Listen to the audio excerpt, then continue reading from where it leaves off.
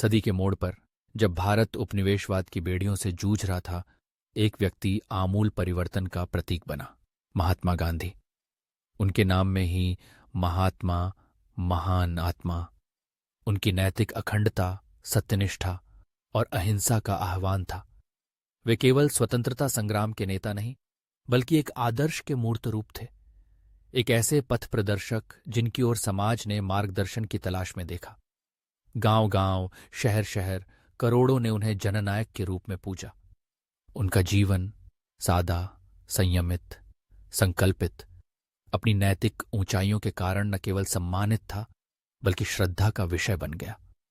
पर प्रश्न उठता है, जब कोई आदर्श स्वयं नैतिकता के परीक्षण में खरा न उतरे, तब समाज कैसे प्रतिक्रिया करता है?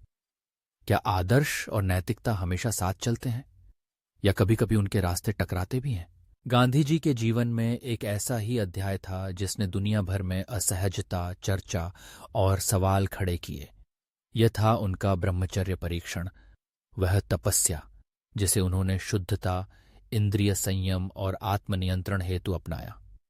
स्वयं महात्मा ने अपनी पत्र व्यवहार और डायरी में इन परीक्षणों का उल्लेख किया, यह बताते हुए कि वे अपने शरीर और मन पर कड़े अनुशासन का अभ्यास कर रहे हैं।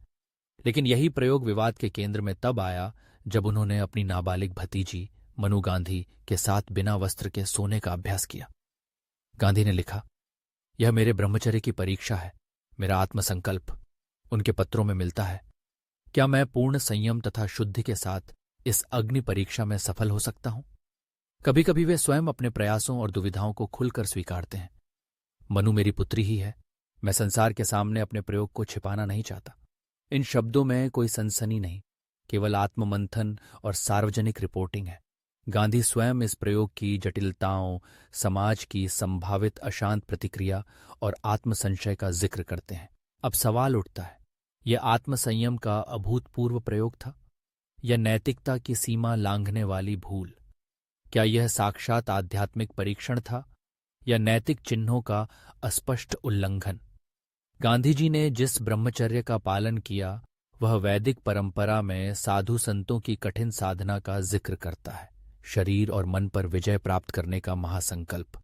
परंतु परंपरागत संन्यास में जहां प्रकृति और अनुयायियों की सुरक्षा सर्वोपरि मानी जाती है, वहीं गांधी जी के प्रयोग ने व्यक्ति की सीमाएं और सामाजिक सुरक्षा के प्रश्न खड़े कर दिए। क्या उनकी मंशा शुद्ध थी या प्रक्रिया में कहीं न कहीं अनजाने में ही सही नैतिकता की मर्यादा प्रभावित हुई? वेदांत कहता है, धर्म केवल भावना या नीति नहीं, कर्म का फल और उसकी सामाजिक मानसिक परिणति भी है।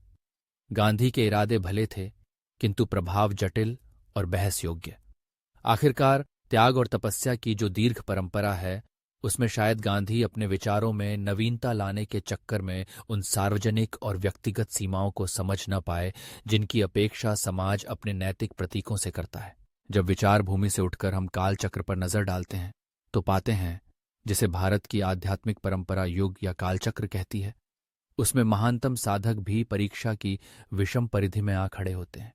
पुराणों की कथाओं में ऋषि मुनि भी अनेक बार मोहमाया, अहंकार या भ्रम के शिकार हुए। समय का पलड़ा सभी को तौलता है, आदर्शों की ऊंचाइयों से लेकर उनकी छायाओं तक। गांधी जी का जीवन इसी द्वंद्व का प्रतीक है। जहां उनकी महानता निर्विवाद है, वहीं उनकी मानवीय कमजोरियां भी हैं जिन्हें नजरअंदाज नहीं किया जा सकता। आदर्श और दोष दोनों उनके व्यक्तित्व के सतत साथी बन जाते हैं। अंततः काल के दरबार में हर परीक्षा अपनी छाप छोड़ जाती है।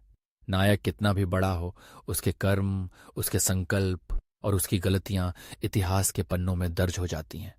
हो सकता है समय के साथ कोई कर्म क्षमा पाए, कोई शक्तिशाली आदर्श बने, लेकिन सच्चाई यही है, सभी परीक्षण एक निशान छोड़ जाते हैं, एक ऐसी विरासत जो आने वाली पीढ़ियों के नैतिक संवाद का हिस्सा बनती है।